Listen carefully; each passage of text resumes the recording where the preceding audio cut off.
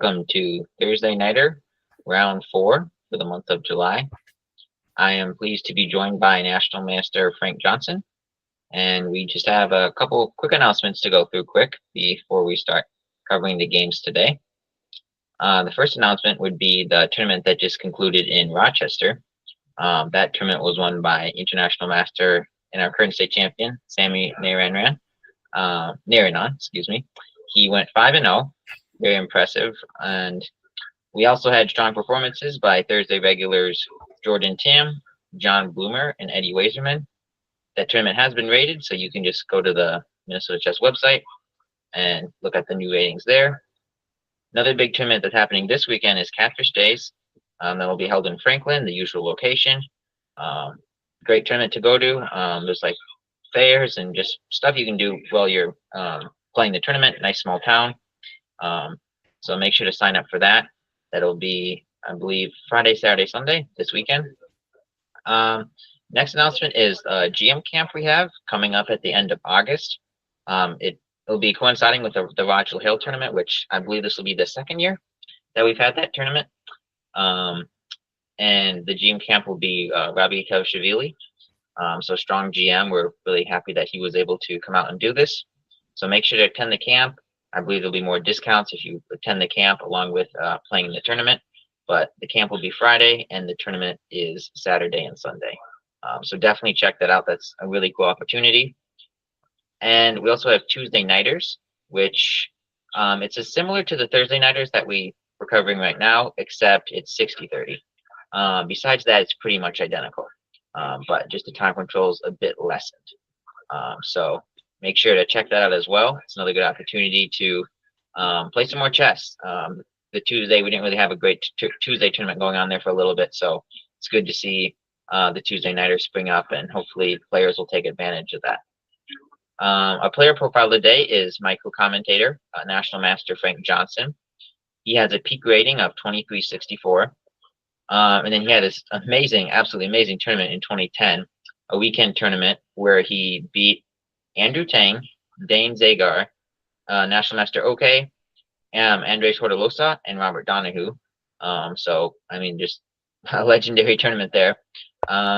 His best wins include Andrew Tang, International Master Sean Nagel, Leonard Johnson, and now International Master Keaton Kira. His best draws include more Andrew and Sean, and also International Master John Bartholomew. So I'm pleased to be joined by Frank tonight, and yeah, I'm looking forward to getting into the games. Yeah, thanks for having me.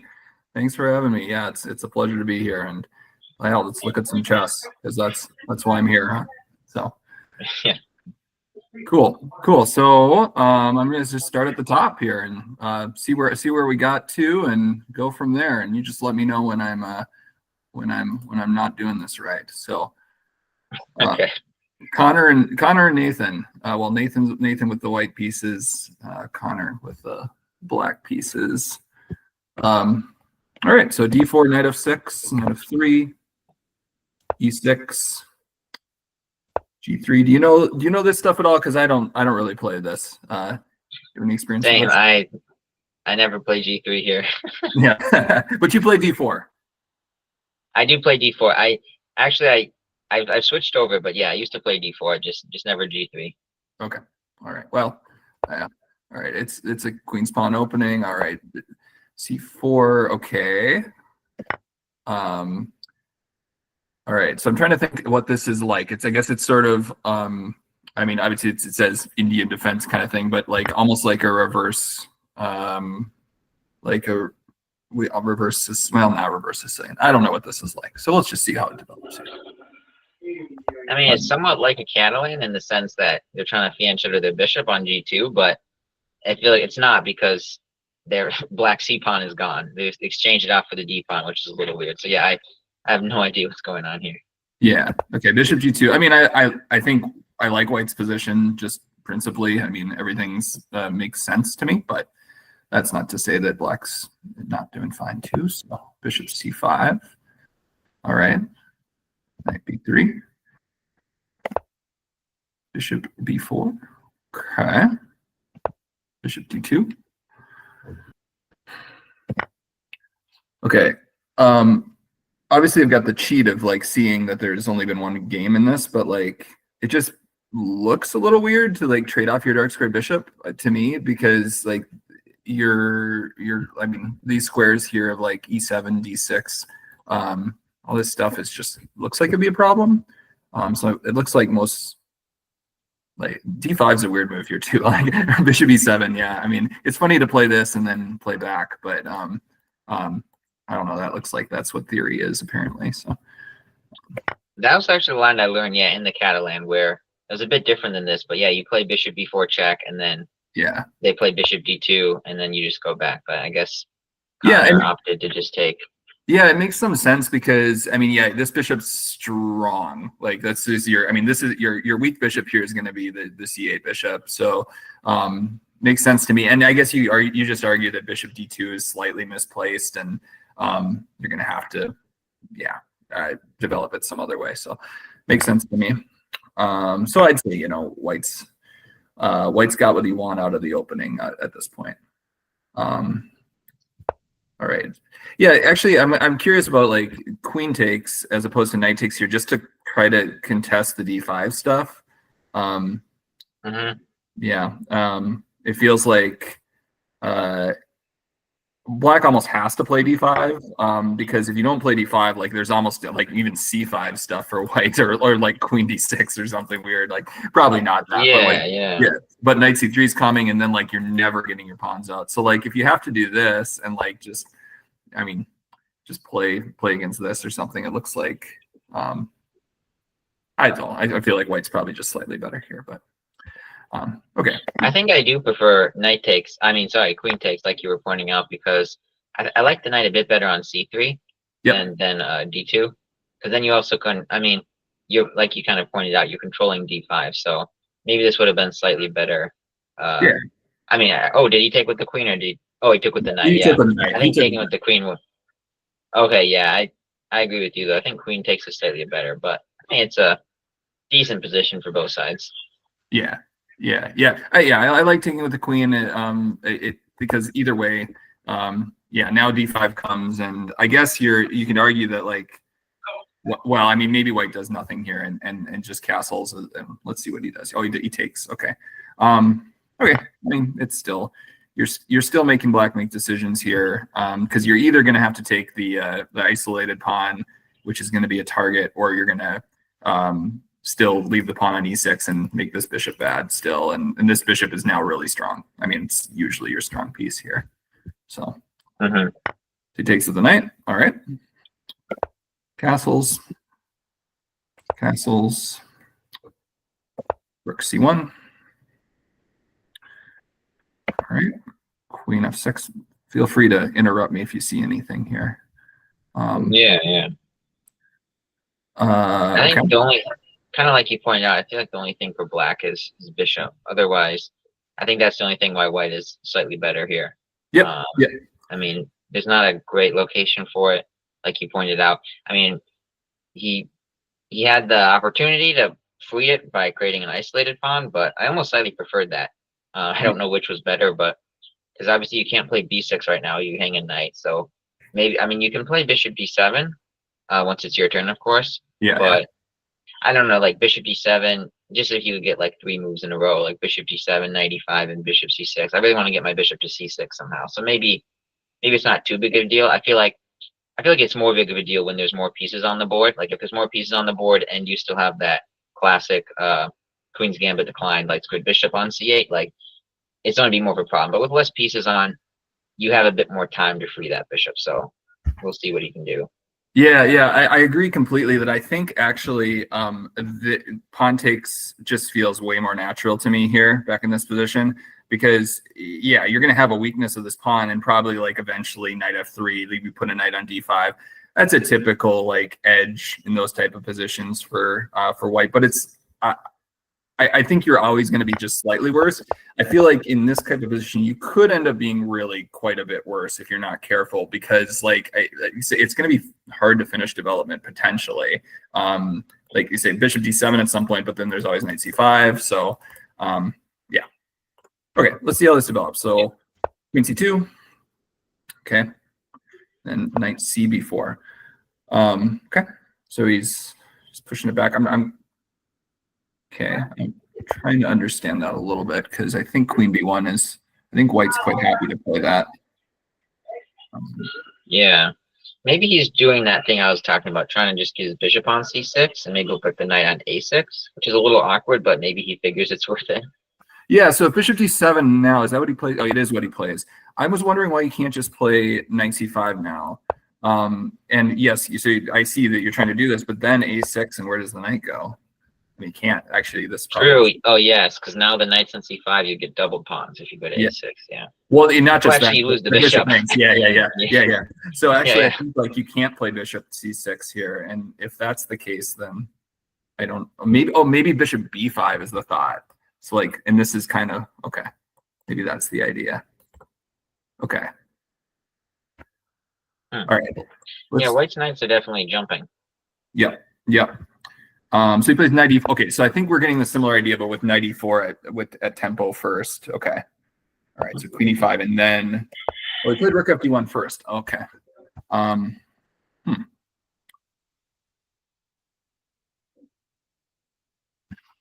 Already getting very tactically interesting here. I like your idea though. Rook fd1 does confuse me now. Now that you pointed out knight c5 is just so crushing, because where does the bishop go? Yeah, I'm debating between a couple different things. So knight c5, I think bishop to b5, although then maybe a4 is kind of weird too. Like I'm just looking like, so knight c5, bishop b5. Now I'm starting to like, obviously this is hanging, so like this gets really complicated really fast.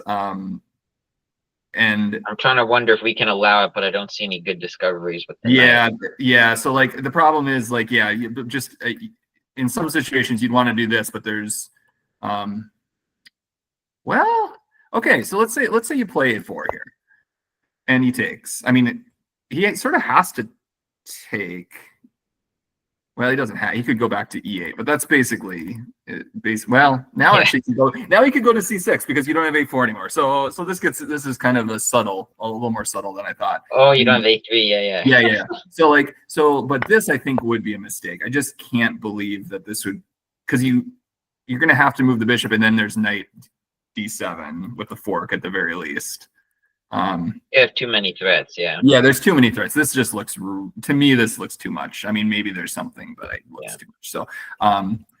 So okay, rook fd1. I'm just kind of curious if it does anything. Like that's, and this feels like the moment where white, if you're pressing, you want to do it now rather than give black a chance to do a useful move. So let's get back to queen e5, rook fd1. Okay, now rook c8.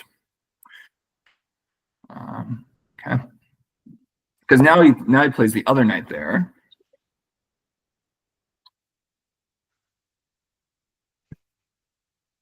Okay, bishop b5.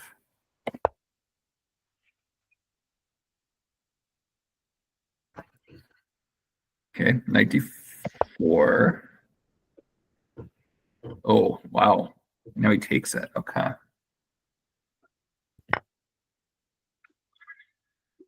Man, that feels like that can't work. Maybe it does, but it feels. I guess the point is, obviously, if you take, then the queen takes, and there's no fork anymore. And if you, right. If you try to set up rook e1 again, now the knight's hanging. So maybe it does work. We'll see. Yeah. So knight d7 is kind of critical. So this is what he plays. I mean, what is going on here? Wait, that's not right. What's happening here? Is this actually the? Well, maybe I lost the game. Did I go back to? Oh, yeah, maybe you lost it really quick there. 84, queen e5. Did I lose the game here? Let's back to live mode. Let me check it real quick. I wonder if we're live. No, not quite live yet. I guess after queen e5, rook fd1 was the next move. Oh yeah, we saw that. Rook ac8 and ec5. Oh, so bishop b5 did end up getting played. Okay. Yeah, I'm confused by what's going on with the relay here, because knight rook c5 doesn't make sense at all. So, according to mine doesn't have any sidelines in it. the last moves that were played were so bishop takes e2 on move 18 for black, and then knight d7, rook c5, rook c4. Okay, that's obviously an error. Yeah, We have an error. There's something wrong here. There's Rook something c4 wrong. definitely Yeah. definitely a nice move there.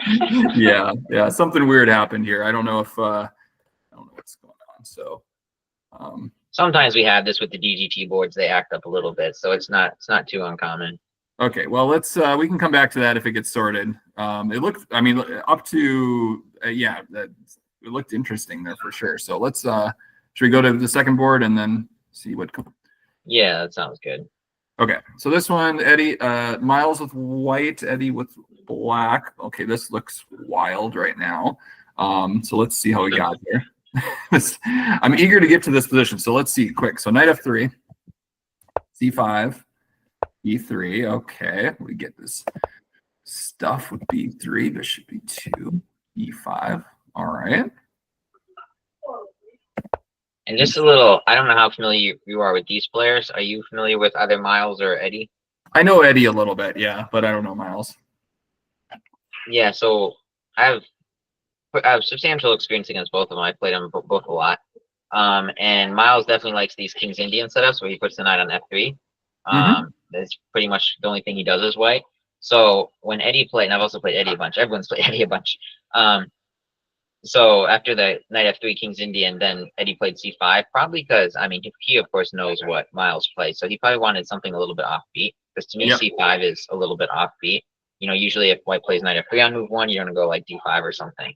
But he's putting his pawns on c4, and I forget what the setup's called, but the c4, d6, e5 structure. I think just because he wants something a bit obscure, just because he knows what Miles plays. Sure. Yeah. I mean, it's a structure that makes sense against the bishop. You're trying to lock this down, and especially with the knight on f3, because a lot of the time in these b3 lines, the way you take advantage of a pawn on e4 is in some position you play f4. Well, I'm sorry. But you can't play f4 here, obviously, because your knight's in the way. So it makes sense, like strategically, to play like this, and yeah, we'll see. e4, knight c6. Knight c3, g6, okay. Bishop c4. I've only seen that maybe 4 times this year. Bishop g7, d3. D3 is the first move that looks Yeah, I agree. When I initially saw this structure, for black at least, my instinct is to just play c3 and d4 as soon as you can. Just When black moves all of their pawns, he's often going to have some weakness, and you pretty much only move your e pawn. Your b pawn doesn't count so much for structure at this point when you're fighting for the center. So c3 and d4 was an intuitive pawn break to me. So putting the pawn on d3 is a little weird. Also, because then you light squid bishop. I mean, it looks like a good piece right now, but I want to play like a6 and knight a5 for black just to win it. Right. We'll see what Eddie does. Yeah. I just don't think d3. I mean, yeah, you don't. It doesn't seem to do much. So okay, d3, a6. Okay. Yeah, I mean, I don't think there's much risk of losing it because it's always going to find this square. But there is a risk of like it being taken by a knight and getting an awkward structure for no reason. So yeah, exactly what I meant. Yeah. So a4, knight f6, castles. Knight d5. Okay. Bishop e6. Okay. And then knight g5. Okay.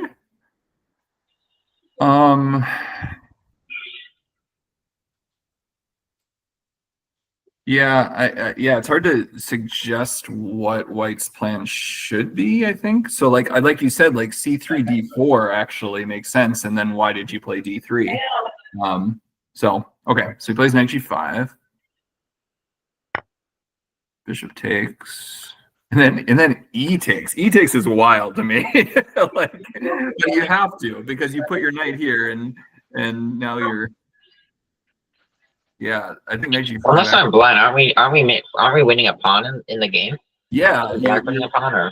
Yeah, you're just, well, now you might not be. Oh, do they take on because- f7? Yeah, you can take on f7, but you are basically winning a pawn because you're gonna. I mean, actually, you might be winning more than a pawn eventually because this bishop is now useless. Like this is really. It's a big pawn, as they like to say. Yeah, knight g5 was that was an error. I would say that's this. I wonder how much he spent on that. Does it say how much? He had 1-8. Looks like 4. Okay, he played that. He blitzed out that move. Oh wait, no, 8 minutes. 8 minutes. Okay, so he spent some time on it. Okay. All right. Okay, so 97, f4. All right. That makes a lot of sense because white needs to go for it now because otherwise it's going to be bad. Yeah. And a 5. Okay.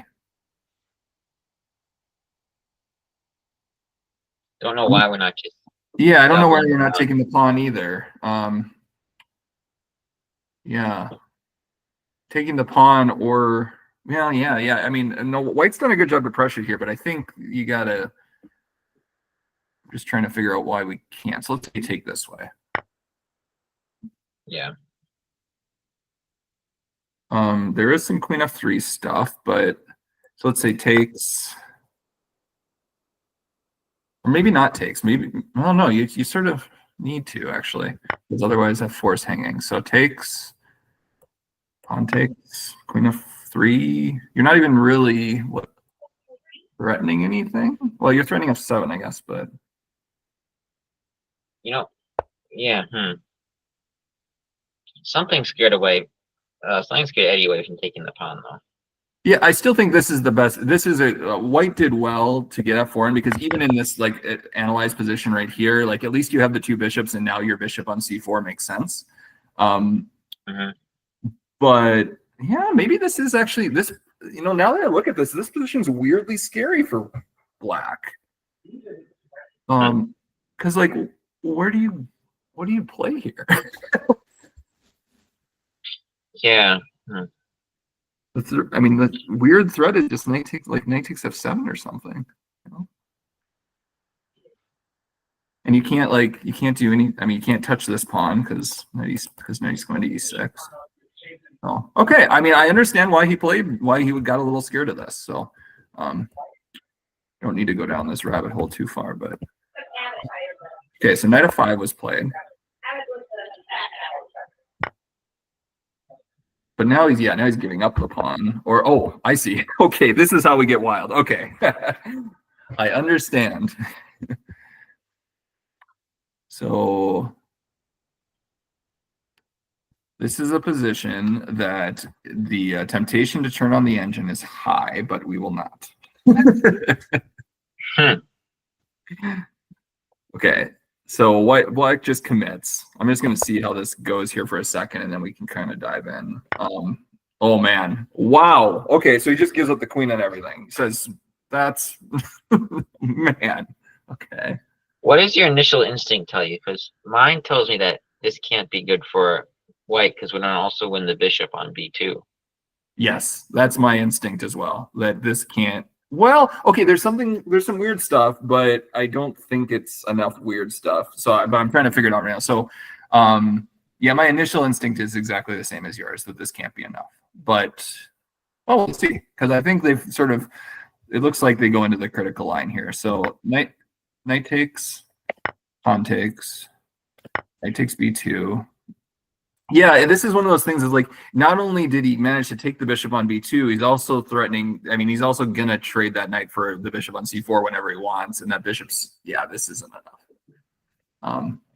Yeah, I think that's, unfortunately, this just doesn't work.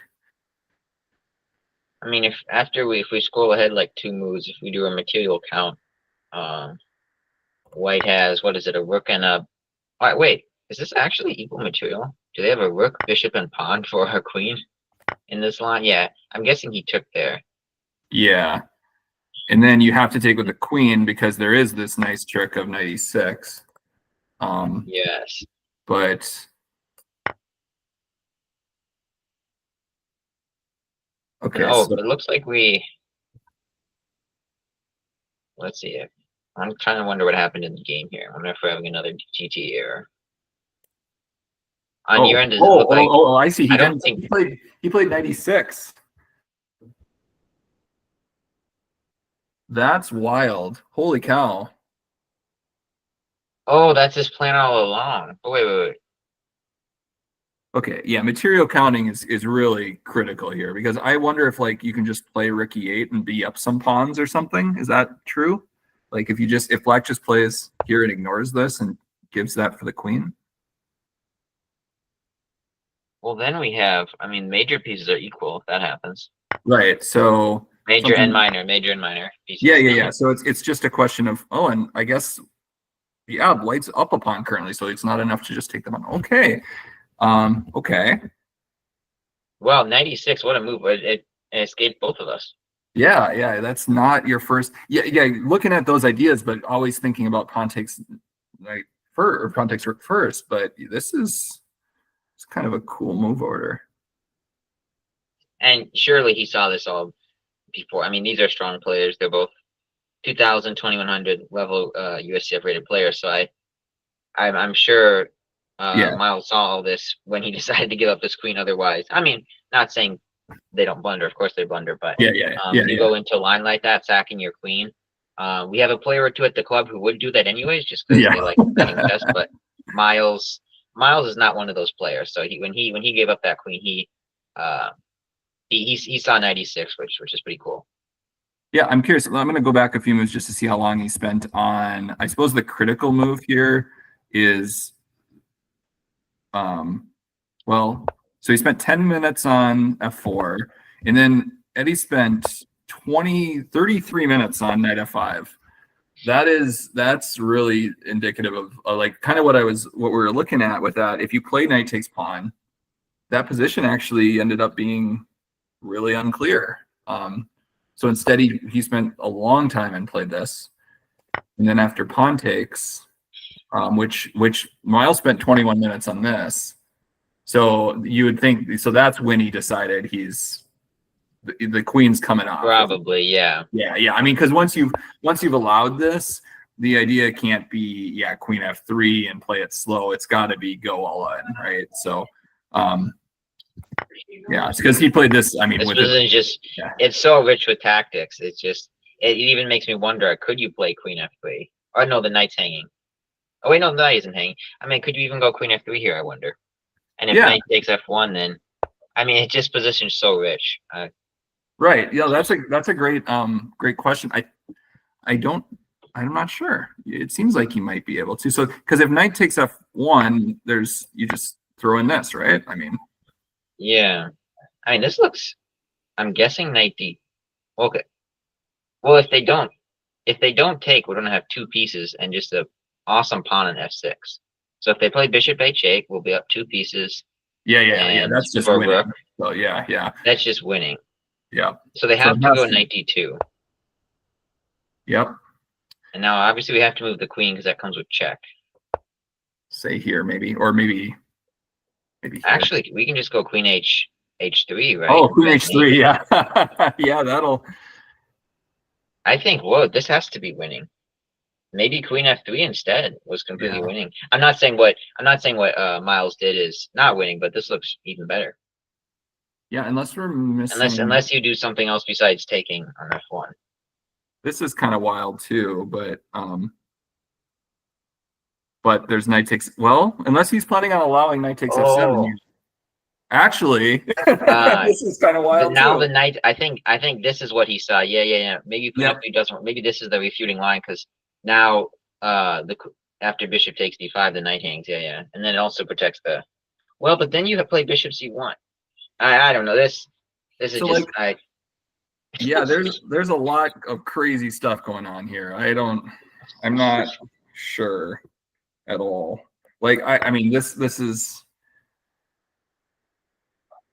just kind of bonkers. Yeah. It looks like white should be doing well, but man, yeah. Okay. So queen f3 was also wild, and maybe that was better, but not clearly better. But this is wild and fun too. So it looks like 96 was the most recent move that was played, I believe. Yeah. Okay. Or did he end up playing? Okay. No. Yeah. Yeah. It looks like Eddie's thinking right now. Sorry. Yeah, I do think like knight of or rook queen f3 would have been I would have preferred that, just from the standpoint that I think that if black always does have this rook e8, this here, this kind of thing, and since he can bail out with knight takes c4, and this pawn's going to fall, black's always going to be slightly better here. Has the file, has the nicer pawn structure. But if white's thinking, or if black's thinking I can win this, then maybe you play something else. I don't know. This is just looking, if that line happens, which is a good chance it will, that just looks like a dead draw. Yeah. Like I'm guessing rook f2, knight takes c4. Let's take it right away. Maybe we don't have to. And then probably, well, b takes. I mean, probably b takes is better. Yeah. Then we have the b7 pawn to look at. I mean, I feel like this should be a draw because whites have a pawn, but g7 is not a pawn. So, yeah. I was thinking black might be a little better here, but actually, I'm now that I'm looking at it, it's like there's no hurry to take this. So,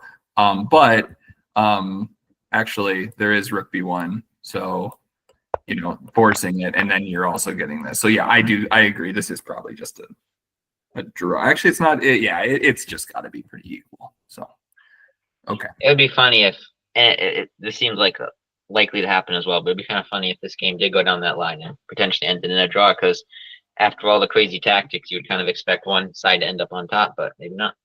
Yeah. Well, we should probably look at like what happens here. With after just taking the knight, because it's also a very straightforward line. And then there's this at the end, but then I'm assuming you take with the, I mean, it doesn't matter. Yeah, you probably do take with the rook. I was gonna say, do you take with the king, but it probably doesn't matter because you have knight takes e4.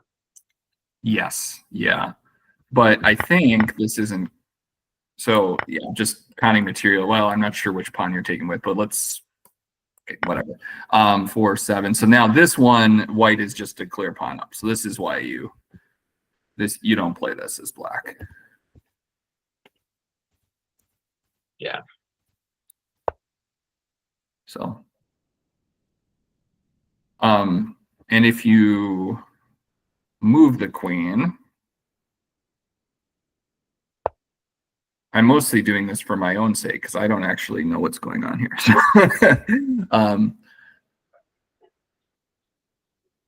This line looks best for black, just by instinct.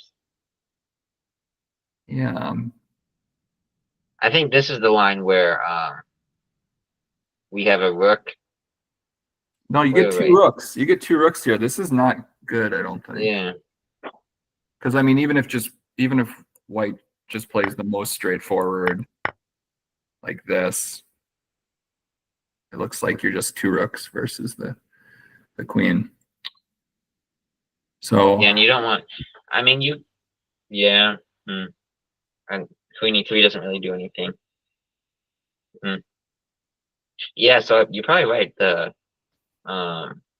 best line for black looked like a draw. So white's definitely pushing here after all the craziness. And that move was just, you said simply give up the queen. I think it was rook e8 might be the best move we concluded. Mm-hmm. Yep. Yeah. So I think it's just a rook e8, give up the queen, and things are surprisingly, or maybe not so surprisingly, just kind of equal-ish. Okay, we'll see what happens there. Should we go on to the next one? Yeah. This one's already over, so we should be able to check on this. All right, so Jordan Tim with the white pieces, Jason Wagner with black pieces. D4, D5, knight C3. I'm assuming some Joe Baba nonsense here, except C5 is played. Okay. I'm so far out of my own book at this point that like I couldn't even begin to tell you what's going on. So yeah, I don't play C5 here. Yeah, right. Okay, so E4. Why not? D takes E4. D5. All right, so I feel like this is It's transposing into something that looks vaguely familiar to me. Yeah, it's Kinda like I feel like I've seen something reversed of this. I don't. Okay, so it's a reversed Alvin counter gambit. Whatever. That's what the database is saying. This is I don't know. Okay, so knight of So we got six. looks like we had a Hans Duda game in there. Okay. Top games. Yeah, I probably could click over that and find out it might be a 1-minute game, so it's hard to say. Well, are those all True, long true. games? Yeah. So, Yeah, I don't know what I feel like they only put rapid games in the database, but I'm not sure on that. yeah, I think you're right. I don't think they maybe put blitz, but I don't think they would put a online bullet or something. But okay, so knight of six, knight e2. Okay, e6, bishop g5. I won't pretend to know what's going on here, but looks like a normal move. Bishop e7. Knight f4 looks less normal, but okay. I think the point is black's up a pawn, but white can win back the pawn when he wants to. Right. Yeah. Yeah. That's usually these counter gambit things. Okay. d5. Okay. Bishop takes f6. Yeah, I was wondering because I don't think you can just play knight takes here because then knight takes and actually the tactics don't really work in white's favor. So I think he has to play something like this. Okay. Yeah, bishop takes c3 feels like the simplest way to just say, okay, I'm up a pawn. All right. Castles. Seems to me like blocks up a pawn. Bishop c4. Oh, go ahead. Takes, rook takes, bishop f5, bishop d5, knight c6. All of this makes a lot of sense, I think. e6. Okay. So yeah, at least damage the structure. Castles. kb8. b3. bd8. Okay. Rook e1. Okay.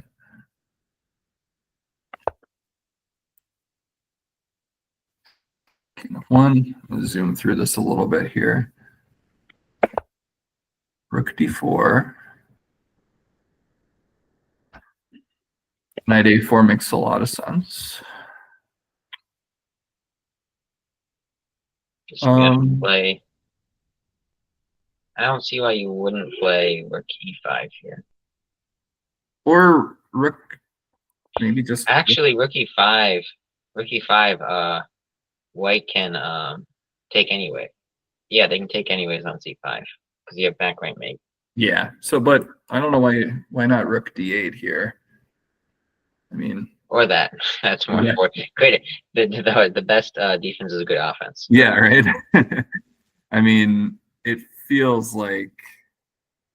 Honestly, this just feels so good for black now. Like everything's you might have to play like king e2 here and just let the rooks come off. And if black wants to, black doesn't have to take the rooks out by any means. So oh wait, there's even bishop g4 stuff. So man, yeah, I don't know. Rook d8 or ed8.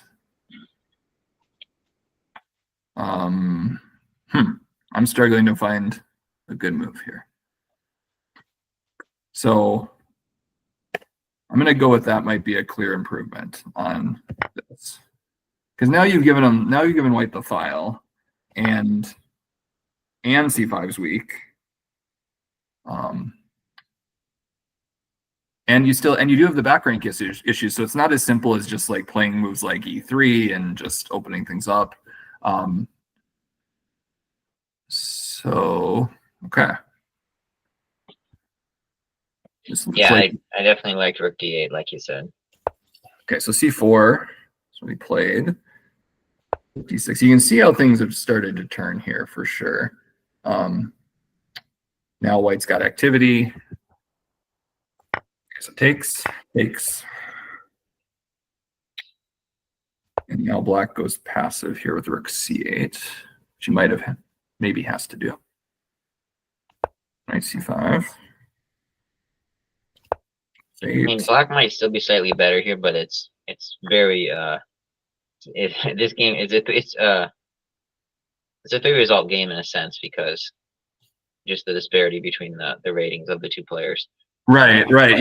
Yeah. I'd say that's very true. And especially like when you go passive when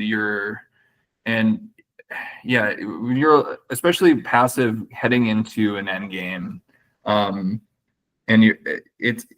sometimes it's worth more than a pawn, right? Like, I mean, in this case, I feel like white's going to be able to regain the pawn anytime by doing something like rook d4 and knight takes if he wants to, but he also doesn't have to. He could play this move and then just hold this move over black for forever, just move the king up, and white could argue that he's better here already, which is, I mean, probably just not a real advantage, but like the kind of advantage that eventually black will just crack.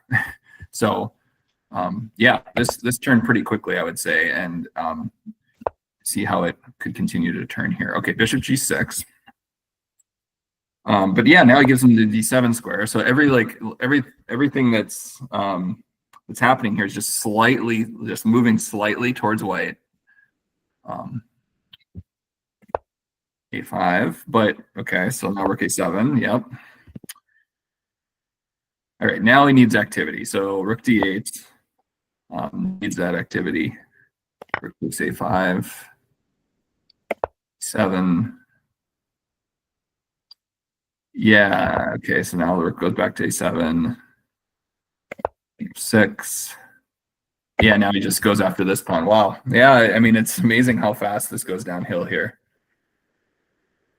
because this bishop is now just biting on its own pawn. Yeah. And so I mean, actually, you know, I didn't really stop to say anything about it, but bishop g6 was probably a pretty critical error back here. Just because, yeah, I mean, you need to do something active. You need to get this king active. I mean, there's nothing wrong with playing king e7 back here in move 24, because yes, he's going to come back here and win this pawn, but then it's going to be a draw, I would imagine. I mean, although white, like I said, white doesn't have to take it right away. He can still. I mean, in this line, technically, if this was like a grandmaster game, this should end in a draw 100% of times, right? Yeah, you play rook c7, knight takes e4, and the game just ends in a draw. So yeah, bishop g6 is just a. I mean, maybe he thought, oh, I still want to try to save my pawn, and if I play king e7, I can't go rook e8. Like, I don't know what he thought, but you only have 2 pieces, so you can't worsen one of them by moving it back into its pawns. Right. Yeah, probably black just needs to play a couple of accurate moves, and then this is a draw. But I think that, you know, probably psychologically that's a little difficult, because black was, you know, quite a bit better a few moves ago. And so suddenly it's like, now I need to grovel and be a little worse and then draw it. You know, it's amazing how often that happens in chess games, where you're better and you just get so frustrated and then try to win a drawn position and you lose. Yeah, I've made that mistake before, where I think it's probably a fairly common mistake that chess players make, is the change of mindset that's needed. It's one of those kind of intangibles of the game where, okay, it's not so much on the board, but it's in your head. So you had a winning position, and then say you botched it, and you're inwardly angry at yourself, and you're like, no, I'm just trying to keep fighting. I'm gonna still try to win this game, when you have no business doing it. You need to shift, and you need to say, okay, I'm not winning anymore. That's too bad. Now I just need to try to draw the game. You know, just do what you can. Yeah. I think this position is just like just a classic example of that. You just play king e7 here and draw. You play bishop g6, and you probably end up losing. and there we go. So I'll just kind of wrap this up here, because I don't actually think it's even that. I mean, at this point, black can't do anything. There's nothing. Can't play king d6 because knight d7 forks.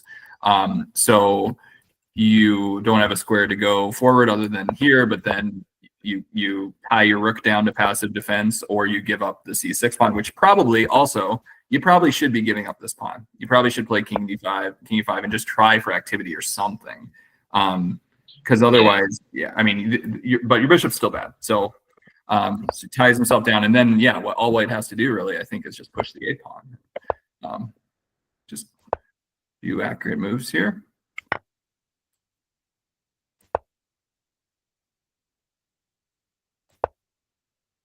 Oh, and then tactics end up doing them in here at the end here, because basically now, is that the last move? Yeah. That bishop's finally going to get it. You're going to get mated, or you're going to lose your bishop. Yeah, now you're down a pawn and getting mated and losing the bishop. Yeah, man, that's rough. All right, so that was that game. That was an instructive game, though, just to know when to say, okay, now I need to start playing for the draw, and what's important in this position. What's important is not material count; it's piece activity. So it's definitely an instructive game. Yeah, yeah. And piece activity in endgames is surprisingly often the answer. You know, I can't tell you how many times a pawn down, you know, or either I've been a pawn up or and lost, or pawn down and won. You know, so. All right, so this board 4, we've got Norm Myron with white and Tom Babcock with black. Everybody plays d4 apparently, so I can't tell anybody anything about openings. Oh, but at least we're getting a king's innie. I know a little bit about that. Okay. So king's Indian defense. Knight of 3, castles, bishop e2, e5. The most theoretical line here. D takes, D takes. Okay, so this is an exchange, king's Indian. All right. Bishop g5. Okay. I think usually you trade queens before doing that, I think, here, right? Yes. Okay. I'm now glancing down at the database. Okay. Yes, you do. Okay. I don't play this line, so I had to check that myself. I'm like, I mean, because usually when they play e5, I advance. Well, actually, I don't even get into this line, because when I used to play d4, I would just always play the same-ish. So my knight wasn't even. Sure. My pawn was on f3, not my knight. So I'm not so used to the tactic. But I've played so much online chess that I have seen this tactic before. Yeah, yeah. So I play this with black some, and usually the lines you see are queen takes, and then bishop g5, and then there's a variety of moves. Like rook e8 is the kind of classic move. There's also like once upon a time knight bd7 was kind of a pretty popular move here. There's some weird weird things like that, but in general, like with a lot of exchange variations, very equally positions, a lot of draws at the top level, but in non-grandmaster chess, these are just interesting positions. And I couldn't say why bishop g5 isn't as good. I guess keeping the queens on, I mean, I guess I don't know, but it's definitely something that I haven't seen as much. I guess maybe the principle is as simple as you sort of gain a tempo by trading queens, because you put the rook in a pin. He either has to move the rook off of the e file, which then white has the opportunity to castle and take the d file, and at least white has something to say for the opening at that point. So that's my non-expert opinion on why queen takes might be slightly more accurate. Okay, knight bd7, queen c2. Okay.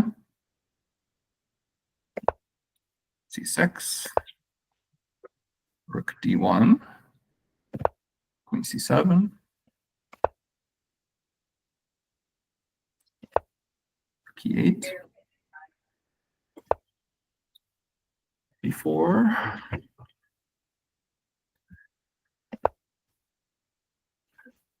this is kind of a standard development complex for black. He's going to put his knight on e6. He's going to try to get to d4. This is what's happening in the game right now, or what happened in the game. Bishop goes back to e3. I mean, there's also knight f5 potentially. So I'd say black has to be very happy with this position, just because he's gotten his pieces to where he wants in the opening. Yeah, I think he's definitely equalized. Yeah, knight h5, and so now he's hinting at like, maybe I'm more than equalized. Like all my pieces are going to be going to good squares. Yeah, and so if I'm black and I play knight h5, I'm very happy to see g3 here because that's really what you're trying to provoke any sort of weaknesses over here. The h3 pawn eventually is going to be a problem for white potentially. So yeah, I'd be very happy to see that. I'd be my gut instinct is like you play rook e1, you allow the knight to go here, you play bishop f1, and you're not happy about it, but it is what it is. And then maybe you can try to push back with g3 later. But yeah, I already like black's position actually. Oh, and maybe it's just tactically, maybe everything just kind of works. So that's kind of nice. Knight takes, e takes, bishop takes, bishop takes. Oh, and then bishop takes. I think this. Oh yeah, bishop. Oh, okay, yeah, that move. Okay, I was only looking at the h3 hanging, but yeah, if you play bishop takes h5, you're just better here. No, because of queen takes g3. Oh man. Oh, I missed that. Oh no. That's a big miss. But the problem is, I think if you take back here, is it the same thing though? I mean, it's obviously it's a different thing, but it's still a problem. You're still like just straightforward. Yeah, 'cause you're gonna win the rook. Yeah. And then I guess you could do whatever, but maybe take and then go back, and then you could either play bishop h3 or you could just toy around. You can play. You can play queen h3, queen g3, and win the rook. Actually. Oh, queen h3. Oh, sorry, yeah. not queen g3. Queen yeah, e3. queen e3. Queen e3. Yeah. Okay. Yeah, this is just okay. So this is just already tactically great for black. And white thought he was the one getting the good end of the deal. Yeah. Maybe he must have just missed queen takes g3. That's just such a nice intermezzo. Yeah. Wow. I don't want to accuse anyone of not doing the puzzle rush because, well, I do puzzle rush and I fell for it, but that's 100% a puzzle rush tactic, very common one where take advantage of the f pawn being pinned. Yeah. Wow. Okay, so this is what happened. Wow. I mean, this is I don't know if I want to say resignable, but it's pretty close, I think. Actually, I wouldn't be surprised if there's just some kind of knockout blow here, right? Why didn't you just take on c3? Yeah, taking on c3, or I'm trying to figure out like what does white do after rook e5? Is there a way to stop mate? What's the move? Yeah, I was also looking at that. I mean, you can't play f4, pawn still pinned. I guess. I mean, you don't know when the queen. I was looking at rook takes d4, rook takes h5, f4. Well, no, queen h1, king f. Or is there some? Oh yeah, that's just simpler. Yeah. Yeah. It just wins. And there's no like it's not like you can't do this because you actually just the same pin. So yeah. I don't see a way to not get mated.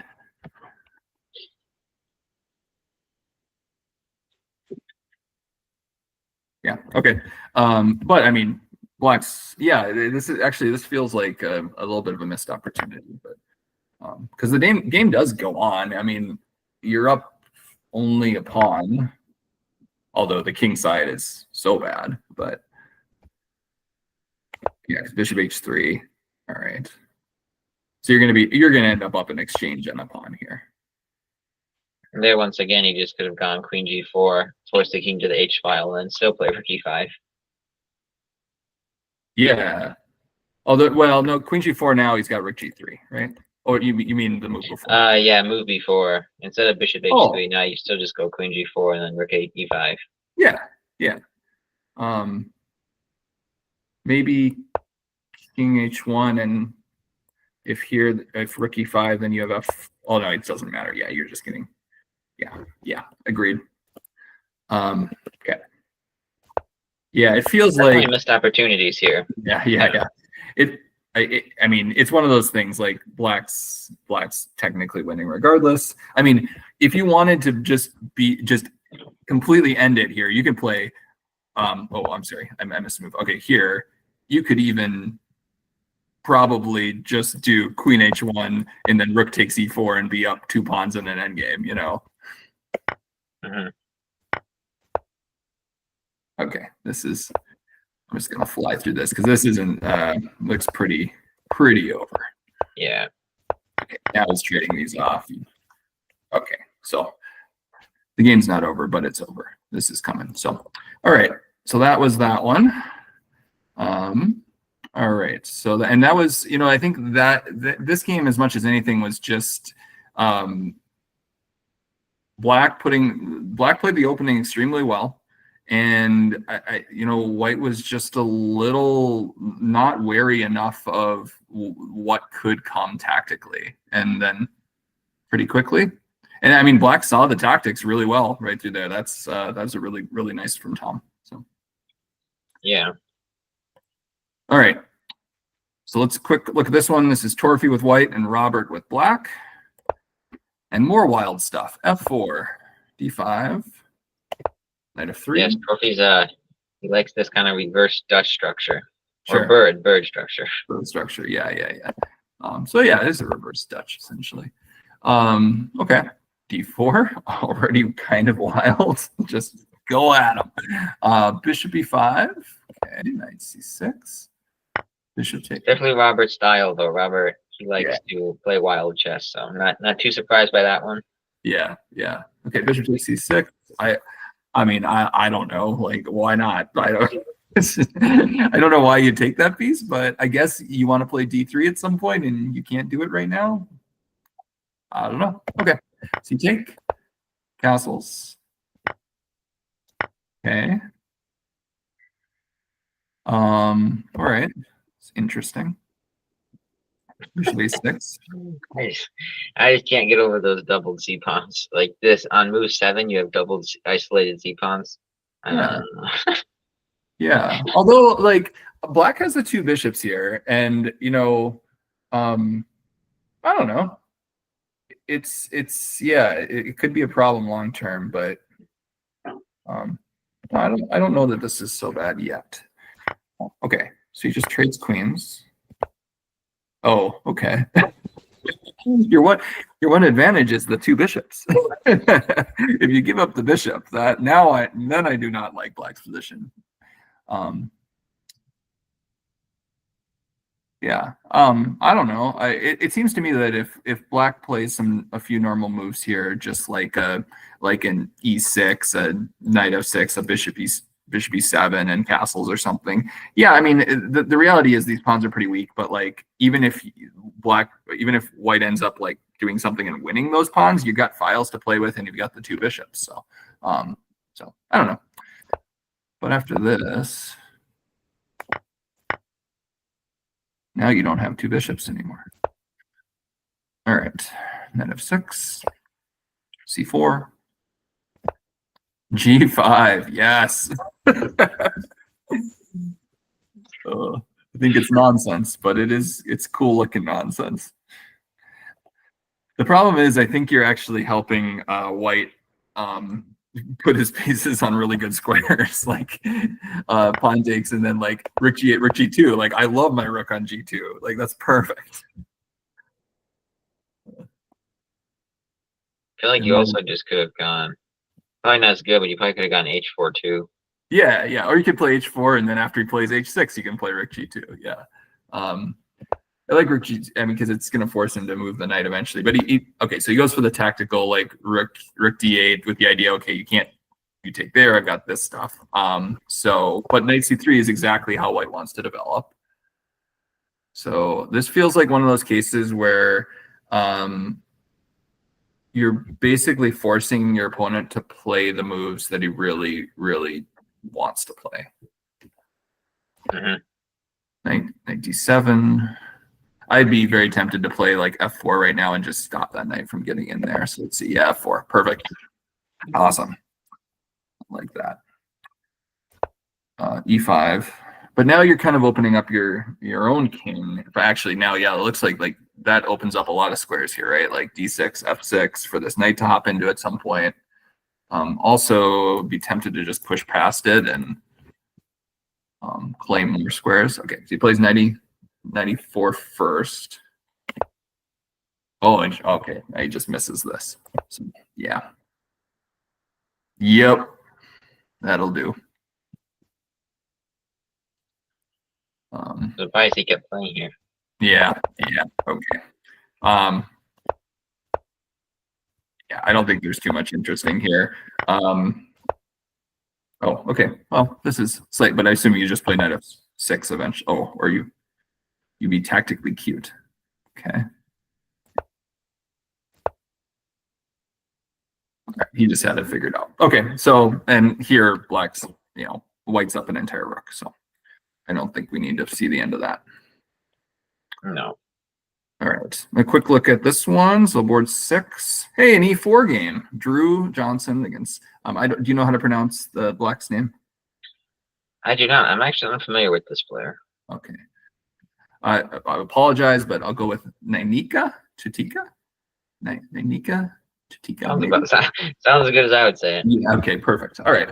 So e4, e5, knight f3, knight c6, knight c3, knight f6, 4 knights, d4, okay, e takes, knight takes, d6, right, bishop e5, bishop d7.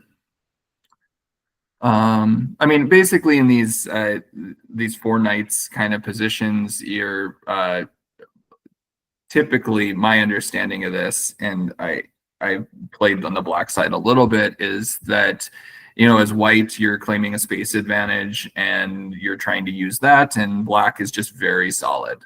And it's very hard to make progress because you've played pretty symmetrically. So let's see. So bishop d7, bishop takes, okay. Bishop takes. All right. Queen d3. Bishop e7. Knight f5. All right. So position's been played, it looks like. So that's kind of interesting. So we might still be in some kind of theory. But then bishop f8 apparently hasn't been played before. So apparently you can. White has black has always played castles kingside here, and hasn't scored well. So that's kind of interesting. But yeah, it's kind of a funny position to me. So I'm looking at his castles. Queen g3 is the obvious move, and then so obviously we're threatening mate, and we really don't want to play g6. So I was looking at knight h5, attacking the queen and defending mate, and then but then queen g4 looks like a little bit of a problem. Yeah. After knight h5, queen g4 looks a little problematic for black. Yeah, so this is definitely the obvious thing to look at here. Just trying to figure out if there's something tactically interesting, but I don't see anything. But okay, so what happens after this? Probably they would. I mean, knight c3 looks appealing. Except maybe they come back. If they take, we would be really happy. So maybe we just take their bishop and castle and have a nice structure. Have a structure superiority, I guess you could say. Yeah. Yeah, I don't know. I mean, it's weird because like it could be one of these positions where all the forcing moves again sort of actually help your opponent to do what he wants to do. Because like, yeah, I mean, the moves you look at are the bishop h6, the knight h6. They don't seem to do much. Bishop h6 just plays rook e8, which he wants to play. This square is covered, so you don't have any cute like knight g7 weirdness or something. So yeah, this is kind of interesting. So yeah, and if you have to play, I mean, as white, you could do nothing. You could just do a developing move. You could castle. That's probably reasonable. Although, like, maybe if this was a GM game, you probably see something like castles, knight f6, queen g3, knight h5, draw, something like that. But yeah, this is interesting. If black's okay there, then I think that's probably how you're supposed to play it as black. You probably have to play it that way, frankly. So anyway, let's see where we at. In the game, he played bishop f8. All right. Bishop g5. This does feel like one of those positions where you just white is going to have some kind of tactics. Like, it just feels like everything is lined up quite well. So queen d7. Okay. And I kind of like that, being willing to give up the structural concession just because you know if you don't, worse things might happen. Right. Yeah. It's the problem though is unless you're getting in d5 some point fairly quickly, that knight on f5 is a monster. And like, yeah, let's see. Oh, and white plays knight d5. I was just thinking that, like, this just positionally, this looks so good for white. You're just like this knight on f5. How do you ever dislodge that once you get into the structure? I mean, yeah, this is. Oh. This is one of those games where you might look back and go, man, I wish I got into the tactical nonsense of trying to defend that knight on f6 because this was about to be not fun for black for the rest of the game, I think. Yeah. All right, so he takes. And well, actually, I'm surprised you take with the queen because I think if you take with the pawn here, there's no way to ever undermine this piece. When you take with the queen, you're at least giving black the possibility of someday playing c6, d5, and trying to undermine and open files. When you take with the pawn, I don't see a way to ever, if I'm white, I'm just going to set up something on the light squares and say this knight's good for forever. Yeah. Okay. All right. So he takes with the queen. Queen, castle's queen side. Castle's queen side. Rook g8. g3. Rook e8. Yeah, f4. Just take the 5 square. And now maybe I'm missing something like tactically after c6, but I feel like playing something like c6, d5 pretty soon is pretty vital. Well, c6, we would. I guess we would just take on d6. You think so? I guess, yeah, maybe you're winning a pawn here. Yeah, because f6 hangs and then f7 hangs. Yeah. That is a problem, isn't it? And this structure is really good. I was just thinking, like, is this ever worth 2 pawns? Or, so let's say, for example, he doesn't need to play here right away. But this is a classic, like, give up the pawns for activity kind of situation. Yeah, then you have to go like king b1, rook c1, which I think white's probably still winning.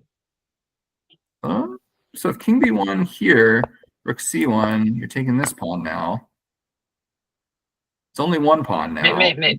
Yeah, maybe not. The king's restricted, but I feel like we're going to play b3 and the king will come out. I don't know. Yeah, I mean, this is the kind of thing that I would strongly consider here, but you have to, in order to play something like that, you really need to acknowledge that this is bad. Like, this is a bad position for black.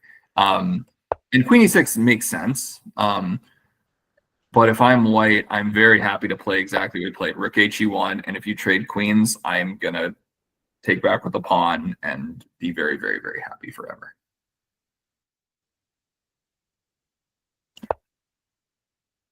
Yeah, it's hard to suggest, like, what should black do here now?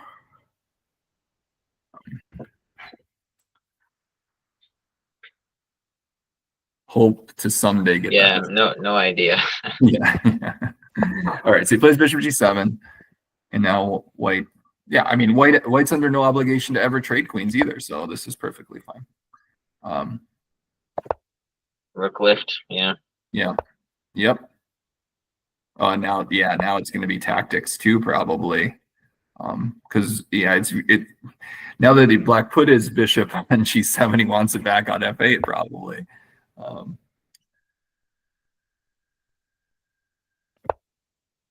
Okay, so it lifts this rook too. I guess it needs to hold on to the e4 pawn. So yeah, I'm just constantly as black looking at like, can I please get in d5 at some point, please? It probably never works, but man. No, Yeah. you definitely always need to be considering it. Yeah. Unfortunately, you probably want your bishop back on f8 to do that because, you know, there's always stuff here jettisoning. So, yeah. Rook e6, g3, rook b3, excuse me. So a6 hangs here, I think. Yeah, okay. I mean, obviously, you probably shouldn't be doing that. You should be playing like king a8, but again, this is just a rough position. And he was struggling a little bit though, so the game would have lasted longer if he would have played king h7, king h8. Yeah, king a8, something like this. And probably like knight e4 and try to bring the knight to b5 or something. Yeah, I mean, you may well be winning with like knight d4 and then like sacking on b7, but at least you need to calculate, you know. Yeah. And I mean, but white is under no obligation to play like that. This is me being lazy and wanting a forced win when you can just play good moves and be winning. So, so c6. Always a temptation. Yeah, right. And then it doesn't work, and then you feel really dumb. Yeah, now knight d4. Oh, he doesn't play knight d4, but knight d4 here with the idea of just taking on c6 looks really good. Not that this isn't too. This is now. I mean, this idea of like putting the rook over to, I'm assuming rook a3 is. Oh, okay. So that stops that at least. But the bishop does something. Yeah, the bishop does something, but now it is too late because now you're hitting everything on b7. All right, that's mate. Wow. All right, so that was that one. I'm gonna quick get through. Let's get to this one. Noah Stewart against the other Nathan Hoover game. e4. Nathan often simultaneous. I don't know if you knew that, but he's willing to play multiple boards at once in a rated tournament, which I find comical. Yeah, right. Well, if you don't care that much about your rating, then that's all right. But yeah, well, it's nice. It's a nice gesture for people so you don't have to give someone a buy though. Yeah, it's a very nice gesture. All right, castle knight f6, rook e1. This is a kind of Steinitz-y Roy Lopez. Bishop d7. This is your classic, like black's going to be in a passive position, but solid.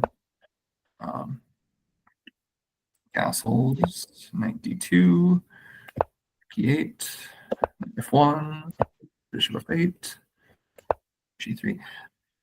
This is a very normal way to play these type of positions as white, actually, to maneuver this knight like this and hold the e4 square, kind of stop any sort of, pawn take, and then like or knight takes or whatever. So you're defending this square in addition to looking at getting that knight forward at some point.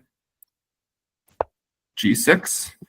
And now white does something that I like in principle, and I think that like in this specific position it might not quite be correct, is h4. And the reason I don't think you don't want to do this yet is because this g4 square is really a concession. Like there's going to be a piece that lands there. Yeah. I like the idea of just kind of. Go ahead. it's kind of a move where you only play it if you have if maybe you actually have an attack. So otherwise, like you said, it's a bit weakening. So like Yeah. maybe bishop can go there, maybe a knight can go there, but if you don't have a direct attack, it's often just bad. Yeah. Yeah, and then so then follows it up with a6, and then bishop a4, and I think what Nathan does here makes a lot of sense. You just push the bishop off, and then I'm assuming you could even consider. I was going to say consider grabbing the g4 square, but maybe there's tactics at some point here too. But the tactics really shouldn't work in white's favor because black has done absolutely nothing wrong. I was just thinking, okay, he plays bishop g4, so we can take a look at this. You always have to worry sometimes about some like knight g5 nonsense. You can't do that right now because you're pinned. So, but that f7 square is weak. Queen d3 makes a lot of sense. Trying to, again, allow that knight to actually hop up to a g5 square. Yeah, it's interesting because Nathan just takes it here.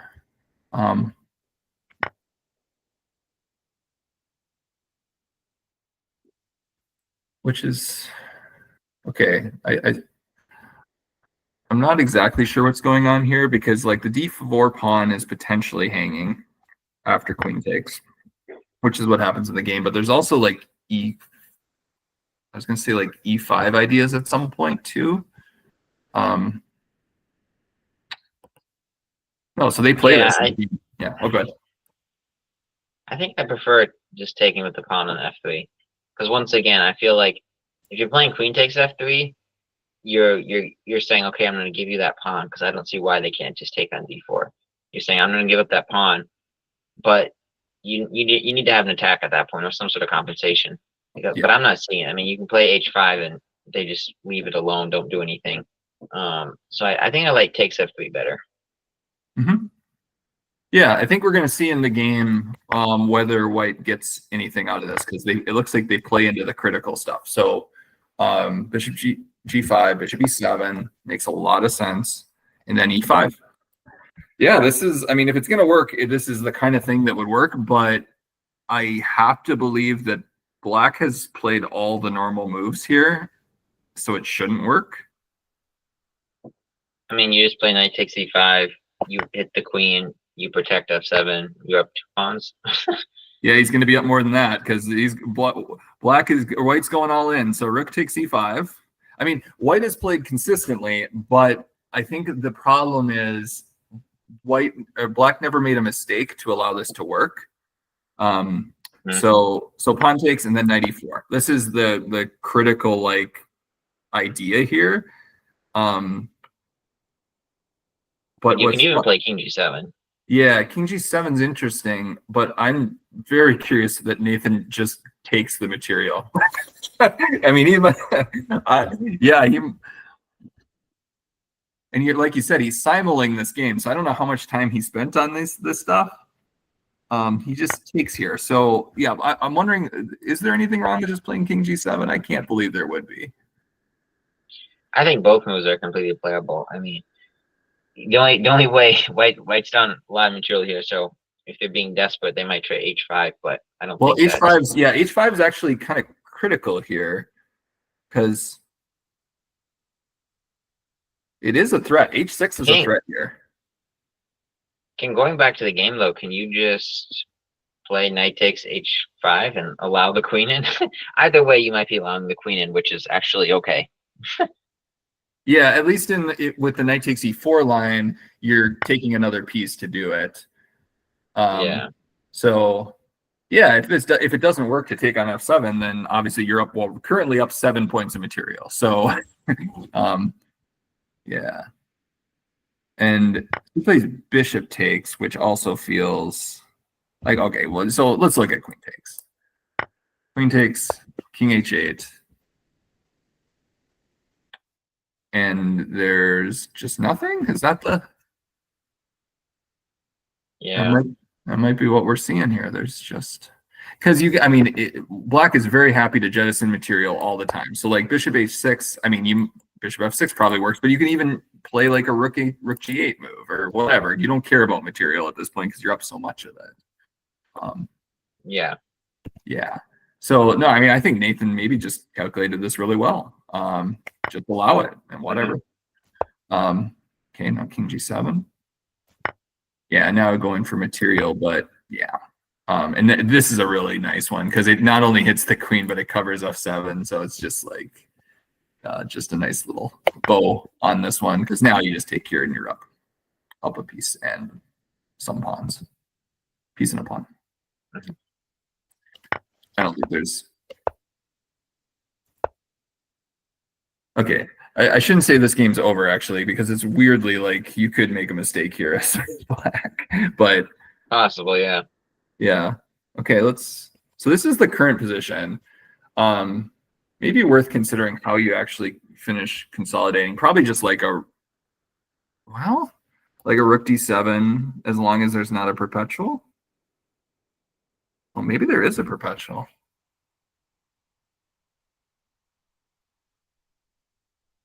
Yeah. Did black somehow botch this? Do you have to play king g8? King g8. But at least probably to the same line. King g8, queen e5. And if you ever go, yeah, I mean, the king's too exposed. If you ever go king f7 or king f8 trying to protect the pawn, the bishop, then the queen comes in, or you just play queen e6. So what about just playing d3? And just say, whatever, you can have my bishop. And then if king g8, if queen e6, you just queen f7. Yeah, you're right. That wins. Yeah, where the rook's too slow coming back. Yeah. So I think something like that, like d3 is probably, unless I'm missing something tactically. I'm now paranoid that I'm missing something tactically. Because there is like queen takes c7, but again, like it feels like you just play king f8. And then I don't know, there is threats, like it's not over. You do have to play some accurate moves, but like I think a few accurate moves are probably enough.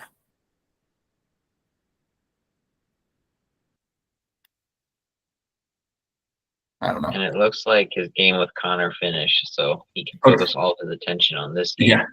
Yeah, he can actually focus. Oh, sorry about that. Yeah, he can focus on that. So I think something like d3. I mean, there's probably several ways to win this, but it's just to like show rook d. You could get careless here. Like if you play rook d7 and just go passive, then suddenly queen check, and is this just a draw? Like king g8, queen e6. You can't play queen f7 because the rook drops. And if you go here, well, maybe this is. But then if the queen goes back, what's your move? I could be wrong, but if they go to king f8, can we play rook e4 and try to win ourselves? Yeah, you're right. Maybe. Yeah, I was just looking for draws. Maybe you can win it. That would be really unfortunate. And yeah, and then like maybe, yeah. I mean, they might have. Do they have rook d6 though? Rook d6 here.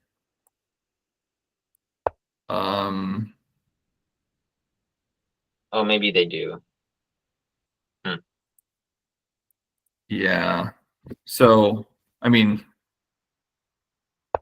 something like this though. Yeah. Although queen f7. Yeah, I mean, black might still be winning here, but it's really scary suddenly. Yeah, if you have to play like this, you're probably not feeling super confident. But yeah, maybe black's still winning here. He's still up a piece and a pawn. If you're not getting mated. It definitely got more complicated than it probably should have. Right. Yeah, I think that's fair to say. Yeah. Okay.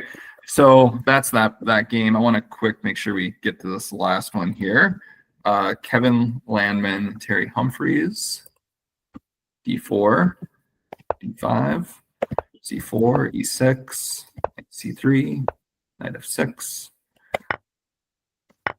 Your classic Queen's Gambit declined exchange. Do you know anything about this one?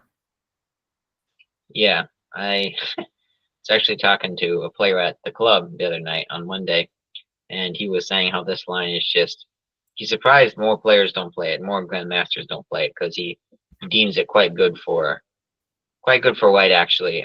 White gets so many good positions out of it, and he was a bit surprised more GMs don't play it as white, but he thought they can diffuse it other ways. But I mean, at this level, I still agree with him. I just think that I think maybe a lot of players don't play the exchange.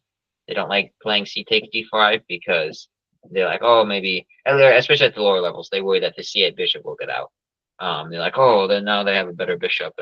But I mean, you can always just be on cheddar white, and there's good systems with bishop on B7. So, I mean, it's kind of personal preference. When you're so early into a major opening like this, it really does become personal preference. But there's not to say certain players have their tendencies towards certain openings because it's suited to them. Yeah. This is a classic one, and I forget. There was, well, I mean, this has been played in countless world championship matches through the years, even like some in the 2010s. I'm trying to remember. Was it Anand? Was it? I can't remember. But there were. This has been played. I mean, this is classic stuff. So, which both means it's solid and also means that white has at times felt like they could get an advantage against it. So, yeah. So this is very normal. Very classic. Okay. Bishop E6. Okay. C2. G5. All right. Wow. We've left the database. Very proud. Yeah, that also leaves my memory. Yeah, right. Right. Very provocative. All right, and then I don't even see really the benefit of that move. If you play G5, I feel like you want something out of it. I don't even know what you're getting out of it. Yeah. Is it more likely that black's gonna castle kingside or white's gonna castle kingside? Because white's still very capable of going queenside here. Yeah. I think it's probably a pretty decent principle in general. And now, obviously, you're going to be able to go find exceptions to it. But if your opponent has not committed to castling in the direction that you're about to pawn storm, you might want to wait a move or two and wait for them to do it, because it just gives white all this flexibility. And right now, white could actually, I could see a bunch of waiting moves to even decide where he wants to castle eventually. So I feel like G5 is pretty committal. So, right. Knight BD7, Knight F3, Knight H5. Yeah, and there we go. White says, okay, you can open yourself up over there, because it's actually going to be a little tricky for black to castle queenside anytime soon. Well, I don't know, maybe he can, but we'll see. And white has control of the center, so if black doesn't want to castle either way, you can always push E4. Yeah, E4 could come anytime soon. Yep. Yeah. All right, G4. If it does also feel like there's pretty quickly some weaknesses all over the board behind those black pawns. Your pawns just can't go backwards, and feels like this could be a problem. I think like Knight D2 looks like a nice patient move, and just saying, hey, I feel like I had no reason to go forward. I'm just gonna take my nice pawn structure and figure it out later. I was looking at bishop F5 actually, which I'm not even sure if it's better than what he played, but I think it's worth considering, at least not spending too much time on it. Right. But I guess maybe they can always take on G3. Maybe they just can take on G3. I was thinking, oh, if they take on F3, we can always have ideas. But no, the bishop on G3 is always capturable, so maybe not. Yeah. Also, I'd be a little concerned that maybe you can just do this, and maybe if you don't have anything concrete. Yeah, now they're much better off than they were. Yeah.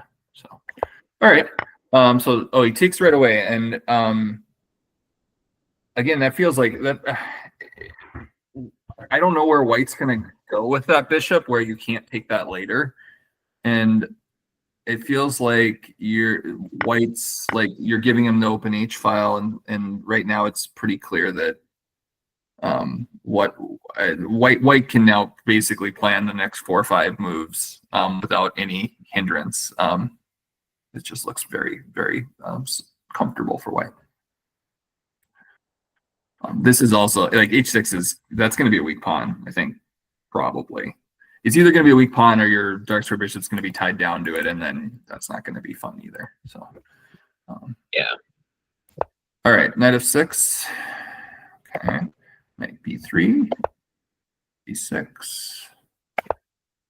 I like what you mentioned about like ripping open the king side, or not the king side, the center. I think king b1 is probably a good move to ready yourself to do that. And I think it could be coming even next move.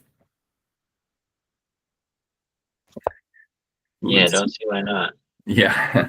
Well, now not. But yeah, after we stop any forks, then we play it. Yeah. With that said, I think I understand what Black's, at least I think this is a decent attempt here, because you basically, you can't go queens. Going queenside doesn't look great now either, because really White's going to be the one doing anything on the C file, and kingside you can't ever do. So you might as well say, okay, we're just going to put my king on F8, and that's what we're going with here. So, so here, king F8 makes sense. Because of that, I almost wonder if White could have just. Well, okay, let's see what happens here. I'd be very tempted to just take this. Or E4. Okay, so he's just going to rip it open one way or another. Whether you go pawn takes first or whether you play E4, maybe E4 first is most accurate, actually. And just looking at this is one of the positions that would make me slightly mad if I was playing White, because I feel like I often get into positions where. Well, because one of my biggest problems as a player is I get in positions that are I get nice positions, and then I'm horrible at converting winning positions. And this to me is okay. It's not like super winning where you're up material, but I mean we can definitely agree that White's winning here. Black's king is compromised, but Black has put up a good fight, and it's made it difficult for you. So it's one of those positions where you're like, man, I feel like this should be easier. But Black put up some good resistance, so it could definitely get in your head a little bit. Yeah. That said, I think E4 is a perfect way to do it, and we'll see where the chips fall. You just kind of have to let yourself be okay with maybe I just come out of this a pawn up, or maybe I just come up with some other kind of advantage. But we'll see. I give it even money that Black just gets blown off the board from this position. It's it looks tricky. So let's see what happens here. So queen c8, just getting the queen off the file. And this is a good point, and there is some resistance here for sure, because there's some ideas of putting a bishop on f8, and you do have this diagonal to worry about a little bit. Now you can always bring your bishop back, so there's tactics there though. For example, this does happen in the game, so let's look at it. So e takes, bishop f5, bishop g3. This is exactly what happens in the game. Rook takes and then c4. Wow. I was going to say, you have to watch out. Yeah, I was going to say exactly this. You have to watch out for this c4 at the end of this line. And, Chess is just too tough. Yeah, chess is hard. Although I think this might be a case of White just giving in too easily, because I think if you take with the queen here, yes, you have to admit, I'm losing a piece here, and that's not what we wanted from this position. but I already black or white already has one pawn, right? Or yeah, just one pawn. So if you take with a queen, and then after c4, you play a move like say queen e3 or queen d2. You give up this, you take here, and you say, okay, yeah, I made a mistake, but I'm just gonna go checkmate you. So, Yeah. and I don't know. Yeah. It feels like this is you're at least getting some and actually I don't know. Just offhand, it looks like maybe you get quite a decent amount of compensation here.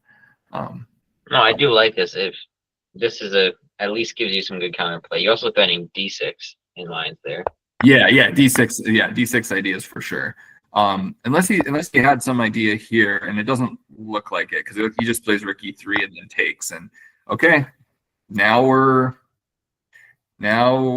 just down a piece. Some compensation for sure, but like, yeah. I just want to point out the mistake here. Really, I think it's just playing pawn takes pawn here. It's pretty simple mistake. Ironically, I think if you play knight takes pawn, it might be fine. Although then you actually run into this move maybe. I don't know though. This gets wild. Then do we have?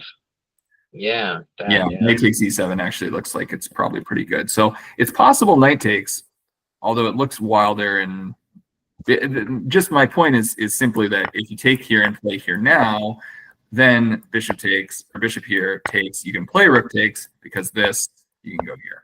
That's my whole point. But it's unnecessary to like get into this at all. You could probably just not take that pawn, and that's probably the way to go. Although, yeah, it's a game then.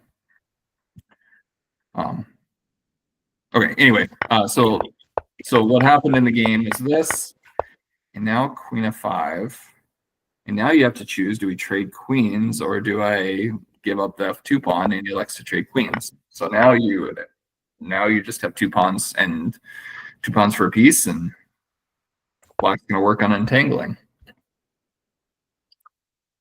Rook c8, king d3. Should be 4. Yeah, black playing well now after that, because really, I mean, he's just trying to simplify, get this off the board. This becomes weak. Yeah. Now you got to be happy as black. I'd be real tempted just to take that knight now and just make this simple on myself. But I think this is also fine. Yeah, I don't know what the point is of bishop d6. Yeah, I'm not sure either. Giving yourself some chances to make mistakes with that knight still on the board. But now he offers to trade it anyway. So now you get the bishop with it. So it worked out well in the end.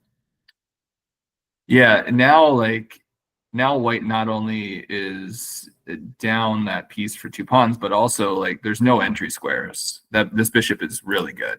It covers everything. So yeah, this turned around. All right, just wants to trade rooks, which I mean, when you're down material, and you know, the principle, of course, is you want to trade pawns, not pieces generally, but like in this case, it does make some sense to really just try to trade anything to try to get to some kind of position where, especially with these passed pawns, where you can get some counterplay. So we'll see, but I think black should have this in order.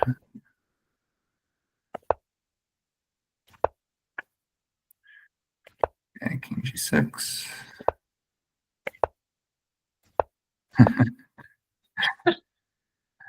Wait, no way they did that. No, if you're white, you have to play rook g8, right? I'm surprised. Well, okay, wait, something weird happened here. Okay, there's some the rook went somewhere and then ended up going back to h8, but we're not sure where. Looks like they're repeating there. Yeah, why is black repeating here? I don't understand. Isn't black like just, oh man. I don't really understand. Okay, so it looks like this is the current position, and White's actually made some progress. So I don't really know, but I mean, King E4 is kind of funny because like when Black just checks, what are you doing? Your only legal move is to go back. So, yeah, I really. I don't know what's going on here, but just looking at the position, Black should still be winning. But the fact that they've repeated a few times, we'll see. You know, to get a bit off topic here, just for the sake of comedy, I wonder why. I've noticed that whenever DGT board makes an error, it's always like the most outlandishly stupid move, like possible on the board. Like, I wonder why that is. Like, obviously, this is not important information to know, but like, literally, let's play the worst possible move on the board, and then Black can like play the worst possible move. Yeah, I wonder why.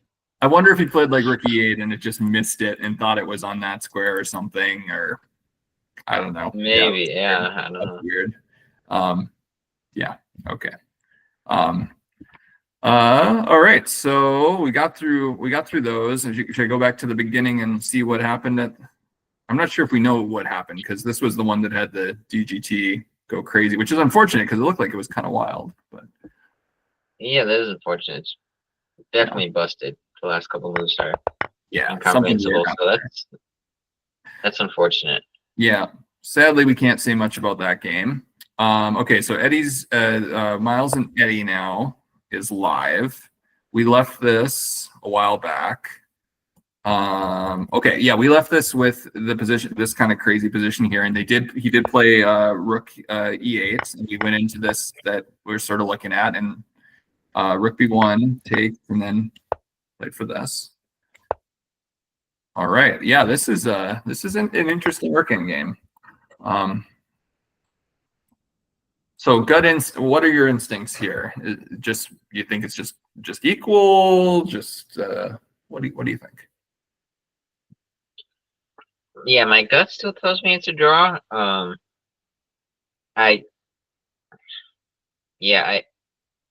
think both sides.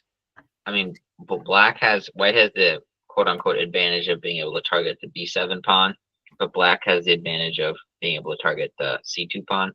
So like if White plays, it's White's move. So let's just say White plays Rook FD1. I think you could even go Rook E2 and just counter threat. I guess that gets tricky. Maybe that's unnecessary. But I struggle to see how one side could break there. Rook E2 is probably unnecessary. That gets tricky because then the Rook probably slides back to B6 and but probably a draw. Yeah, I think that if you can't put, if Rook E2 is sketchy, then White's got this kind of advantage in principle that probably doesn't mean anything, especially the fact that the White king's cut off, and these pawns are never mobile the way that they are. Exactly. Yeah, so it's kind of a principle of two weaknesses. Black does have two weaknesses, but you can never really add a second rook to attack the D6 pawn. So unless you're ever getting like C3, D4 to undermine that way, which maybe you can, but I'm guessing that's what happened. yeah, I think that's probably what we're going to see here. So let's see how that goes. F5 makes a lot of sense, just grabbing that space. You're going to want to put your king in behind and bring that out here probably. So yeah, here we go, C3, king F7. Ooh, okay. So makes a decision to trade off a rook, which I think potentially makes a lot of sense because this rook is going to hold this rook down to these squares. If you could ever get to a situation where White's king can kind of maneuver into these pawns, I think it's unlikely, but you do have these breaks with D4. So yeah, the more I'm looking at it, the more I'm starting to reform my opinion. Yeah, I think White has this weird. It's kind of like a weird 4-on-2 in the center, and Black has a 3-on-2 on the king side, and Black can't get his 3-on-2 going as well as White can get his majority in the center going. Yeah, if the Black king could get to C7, I think Black's doing just fine. The question is whether you can really do that. So we'll see. Rook takes. King takes. Okay, he's going for it. And white, okay, not going for d4 straight away. I'm assuming because there might be some stuff coming down here. Not sure. Or I guess maybe the issue too is like if you take here, maybe like rook c7 becomes an option for black too. That might be an issue. Okay. Yeah. All right. So king e2. King. Okay. King d8. Now d4. Okay, that makes sense. Now you're able to get your king to d3 if the rook comes to c7. Okay. Takes. King c7. a5. Okay. Well, this is interesting though because black's going to get the rook in. You're going to have counterplay for sure. Okay. So king d3 and then rook e1. It feels like the kind of position where black's going to end up having some sort of like checks on the first and it's just a perpetual kind of thing, but let's see what happens here.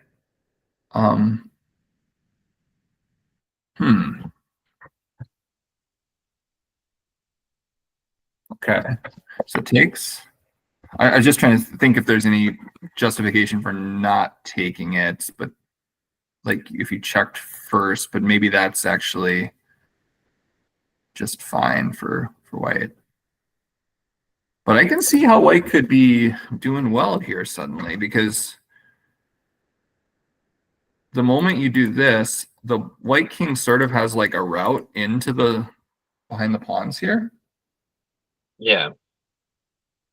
So I wonder if black plays here.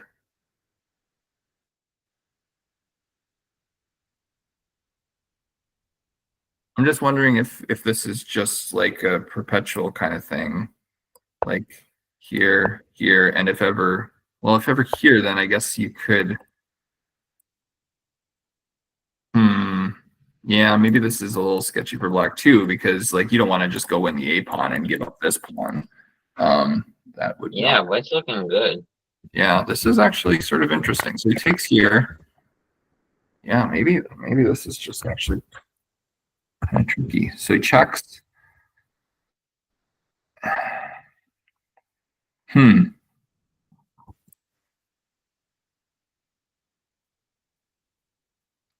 It looks scary, but how does white really proceed? Yeah, I'm wondering about I think potentially d6 and c6. So I'm wondering if black can play just like rook d2 here and go for trying to take these pawns, but that also, man.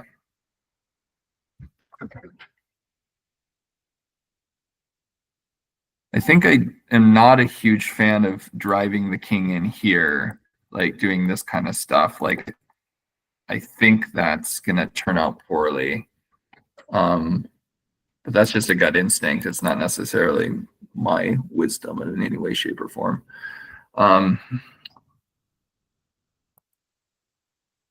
This looks like one of those rook positions that you like some Dvoretsky like analytical manual of like go and analyze this for 3 hours and see if white can win. Yeah, because it definitely feels like we're on the edge between a draw and a white win now, which didn't feel like that so long ago. So. Okay, let's see what they played. So rook c1, king d4, and now if he just continues to check, the white king is gonna run in here. So he plays rook a1. So now d6, king c8. King c8 makes all the sense in the world because you can't go here because of this. You can't really go there because of c6. So you have to play king c8. And then c6.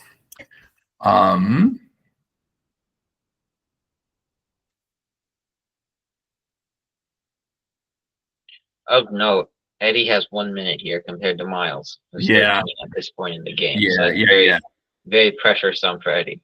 Yeah, for sure. And this is one of those weird positions where the moment black takes here, he can no longer check, and so that you have to be very careful that the king doesn't just get in and you get either mated or something. In this particular position, I don't think that's a huge risk, but there could be something there. Because of the time situation in particular, like c6 playing the forcing move. Well, it's either good or it isn't, but if it does feel like it's the most obvious thing, and it does make sense here because he has to go d7, can't go b7 because of, well, wait a second. Could he, if he goes b7, you just check here, I suppose. I actually like the line that moving the king up to e6 instead of playing what did he play? c6? Yeah, playing king probably king e5 here. Oh, king e5. Or that, yeah. A king e5 or king d5, either one, and then let them take. Because then I think you give up both pawns. Let them take on a5 and c5, but our king will come to d6, and then I think we're just winning if that happens. Takes, king d6. I mean, this has to be winning, right? Yeah. I'm not sure. Yeah. Check. Takes. Oh, they can. I think this is okay not. For black. Yeah, weirdly. Yeah, maybe not. Yeah. Weirdly. Okay, maybe he saw that. He did 13 minutes, so he had enough time to calculate. Yeah, so this makes sense, what he did, I think. And then so he does win a pawn here, which the problem here is I don't know how white can advance anything.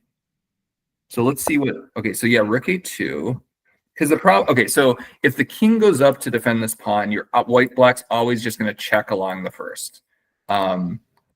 And if the rook goes this way, he can take this pawn. If the rook checks, he can take this pawn. So a move like rook a2 seems like it makes a lot of sense to me. Just do nothing. You sort of act like you're pressuring these pawns, but I'm not sure if you ever even want to take them. Yeah, and I think something like g5 might be okay as well. Just to push where you have the majority. Yeah. Yeah. Okay. And so king e5. Now I'm assuming rook e2, and if king f6, you take the pawn on g2, right? Yeah. Okay. This is one of those positions where you got to be careful that black doesn't come out somehow winning. Yeah.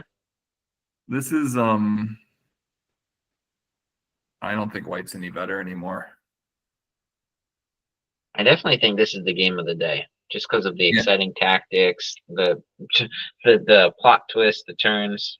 Yeah, this has been wild, and it's still so h4.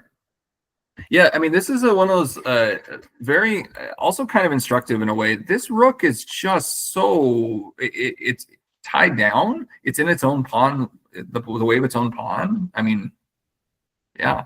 All right, I'm going to get to the live position so we can look at it as they go here. So h4, rook a2.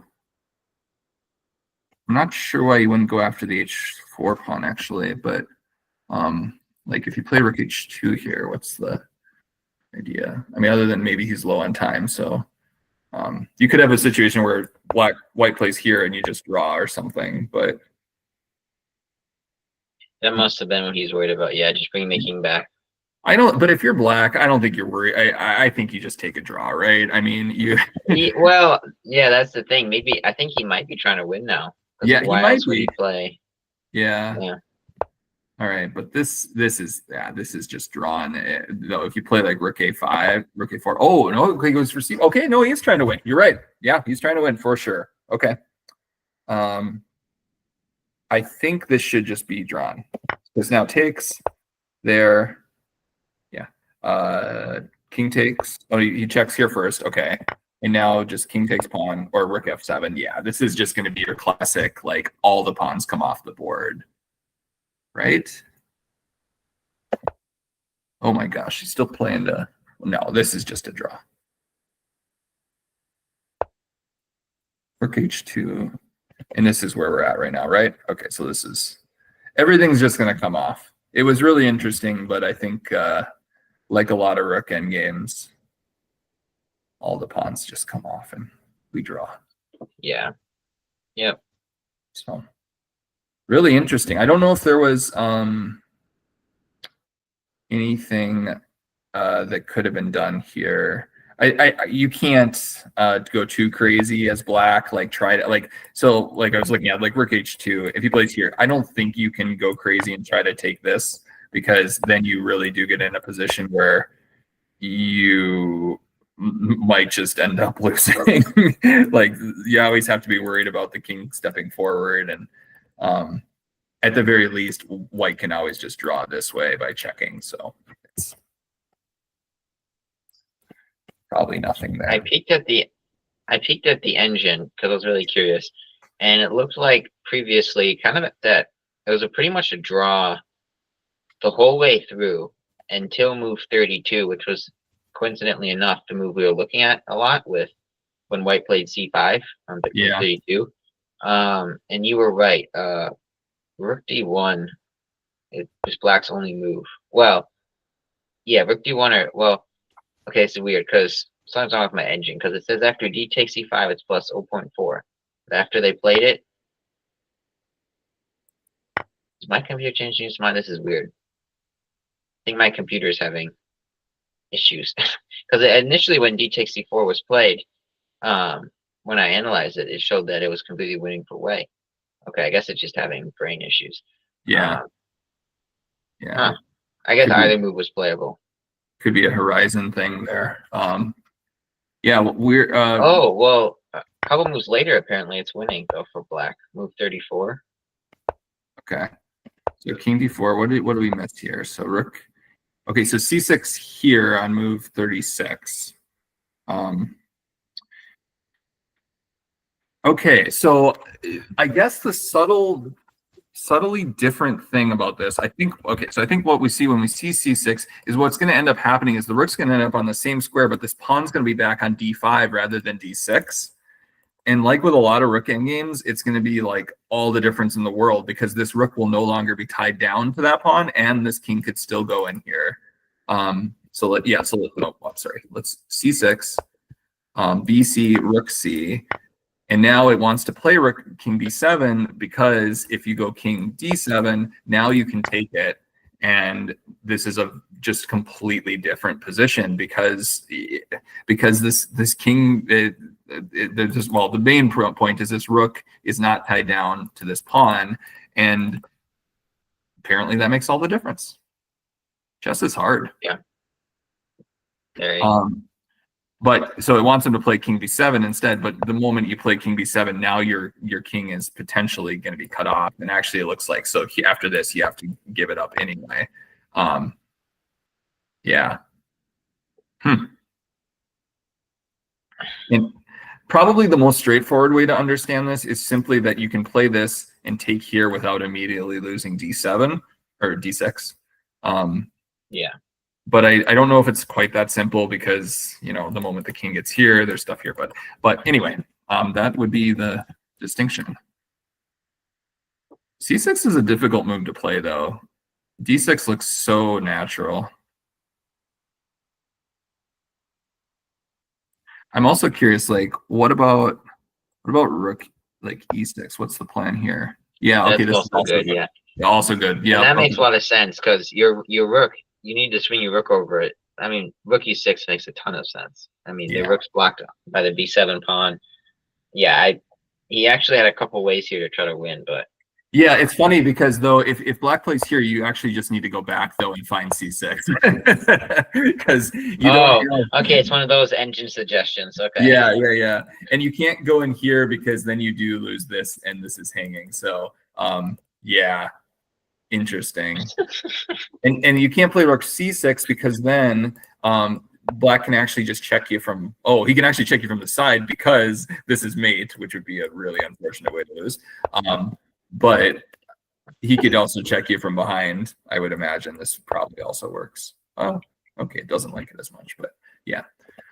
So interesting. I mean, yeah, that's so let's with the engine on. Let's go back to this one. Actually, Yeah. let's go back one further. So E takes F4. Okay, black's better here with E takes F4. Not like, I mean, in a position like this though, -1 I wouldn't say is like there's a lot of play here. So I'm not sure that that's like overwhelming, but okay. Takes thing here. Wow, 0-0. Of course it's 0-0. What a game. I mean, they're playing like GMs, right? Right. Yeah. This is super solid. It's really interesting to me that Queen E7 is the suggestion here. I was thinking about this a little bit when we were analyzing it, going into the queen versus the 2 rooks because of how bad that bishop is on C4 and thinking about trying to trap it later. But I always thought your knight was like also going to have to be given up for it. So it's interesting that it gives 0-0 with this, because I wouldn't necessarily think it goes 0-0.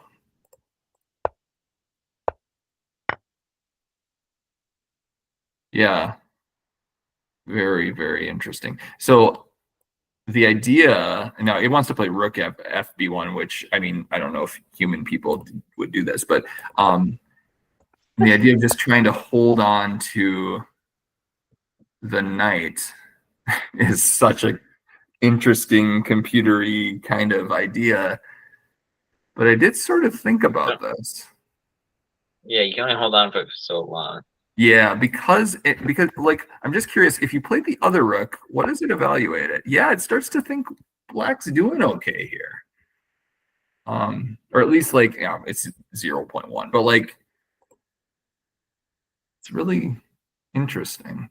It plays queen E2, but like even after this, oh, then it's 0-0. Okay. All right.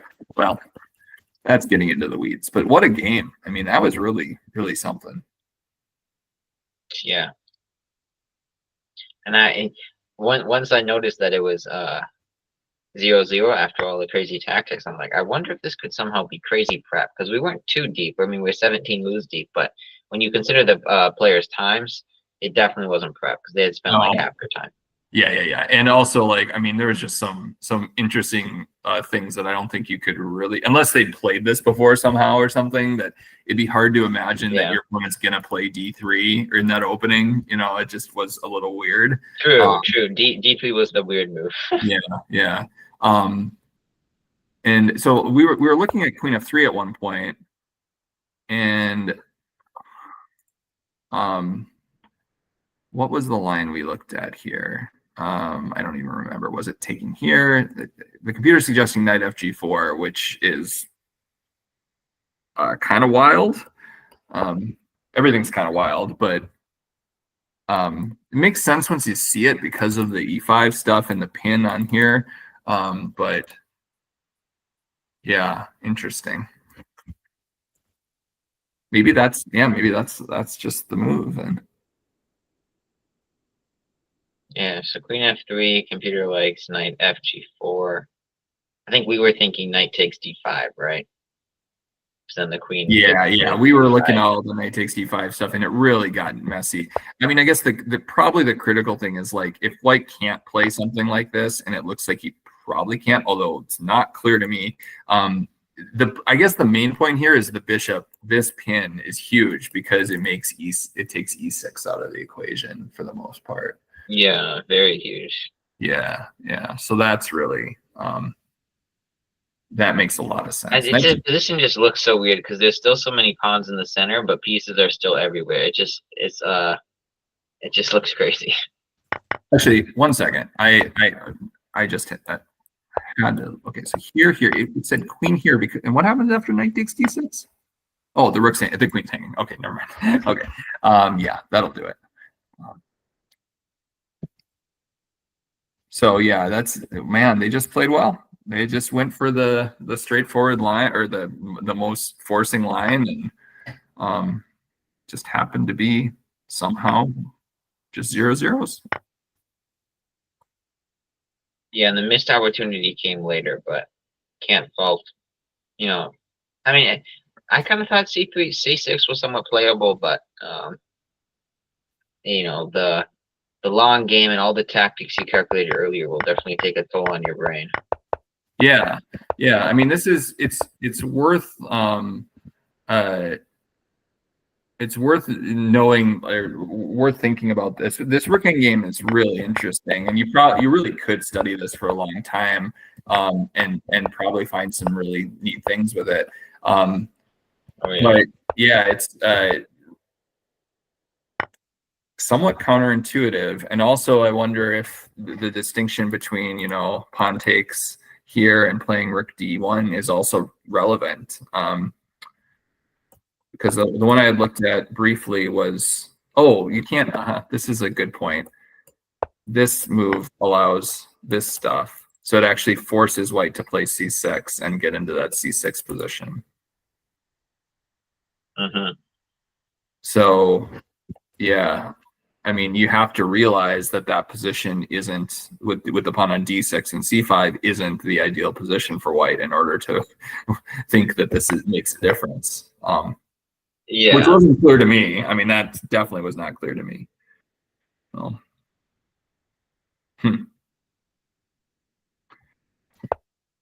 yeah, so the critical moment here is c6. Does it go? It goes away the moment you play d6, which is somewhat unfair, but that's how chess is. Yeah, now it's just. He had like very good time usage on that move. He spent 4 minutes. He had 17 when he started. So, yeah. I mean, you can't fault him for playing too quickly. Yeah. I mean, you could probably spend a little more time because it is a critical position, but not you know, that's not horrendous time management by any means. Yeah, and it's probably not clear, even if you told a person, even if you gave them the right question, that they would have the answer, which is, you know, so you say you give them this position and you say, is it better for my pawn to be on d6 or d5? I think if we thought about that for a while, and if like somebody asked us it in like a endgame study or something, we'd say, oh, d5 is actually better. But you have to ask that question first in order to come up with the right answer. And even when you ask it, it's not completely clear. So I mean, because the difference in the c6 and d5 is simply that same. It's the same position, but with the pawn on d5. So yeah, chess is hard. Brutal. Yeah. Well, is that it? We got through? I'm looking here. Yeah, top 2 boards we looked at. We saw Jordan's win. It looks like, okay, yeah, this was it looks like he just resigned, or I doubt he ran out of time in the my win versus Thomas Babcock. Yeah. But yeah, Tom took that one. Robert Donahue, Torfey. This one was, oh yeah, this was just massive material advantage. Yeah. And converted that. And Drew had a nice win. Nate Hoover got the best of Noah. Oh, I guess we didn't finish that one. Yeah, we didn't finish that one. So we were in, okay, so we actually left in that position where we weren't 100% sure how he was going to convert it. And what's interesting is he went for the line that we weren't completely, I'm going to turn this off. Yes, it looks like black winning. And he ended up going for this rook d7. And then king f8.